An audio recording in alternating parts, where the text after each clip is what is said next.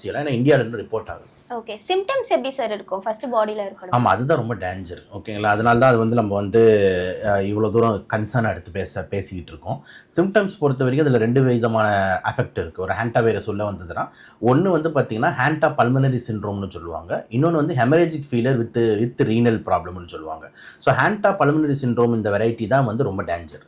ஏன் ரொம்ப டேஞ்சர் அப்படின்னா, இந்த வைரஸ் வந்து நேராக வந்து மூக்கு வழியா லங்ஸுக்கு போய் உட்காந்துக்குது.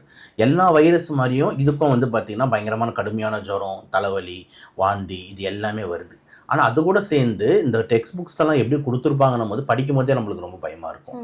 இந்த நுரையீரலில் வந்து ரத்தம் வந்து கசிஞ்சு ரத்தம் இரும்பி ரத்தத்தை எடுத்து ரத்த வெள்ளத்தில் இறப்பாங்க அப்படின்ற மாதிரி அந்த சாபெல்லாம் விடுவோம் தெரியுங்களா, ரத்த கசிக்கு சாவ அப்படின்வாங்க தெரியுமா, அந்த சாபம் விடுறது படிக்கிற மாதிரியே அந்த ஹேண்டா வைரஸ் பண்ணும். இது பேர் தான் பல்மனரி ஹெமரேஜ்னு சொல்லுவாங்க. ஓகே, டிஃப்யூஸ் ஆல்வியுலர் ஹெமரேஜ்னு சொல்லுவாங்க. இந்த பல்மனரி ஹெமரேஜுக்கு பேர் போனது இந்த ஹேண்டா வைரஸ். ஸோ ஹேண்டா வைரஸ் வந்து சரமாரியாக லங்ஸில் வந்துட்டு வீக்கத்தை உண்டாக்கி போகிற ரத்த குழாய்களை வெடிக்க வச்சு ரத்தங்களை கசிய ஆரம்பிச்சிடும். ஸோ பேஷண்ட் இரும்பி ரத்தம் வந்துக்கிட்டு இருக்கும். ஸோ இதனால தான் வந்து 40% மார்ட்டாலிட்டி தரும். 40 பேர் இறக்குறாங்க அவுட் ஆஃப் 100.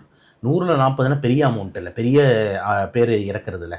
ஓகே, இப்போ யோசிச்சு பாருங்கள், நம்ம இந்தியாவில் வந்து ஒரு சும்மா பேருக்கு சொல்கிறேன், ஒரு 150 கோடி இருக்கும், அதில் 75 கோடி காலி அப்படின்னா யோசிச்சு பாருங்கள்.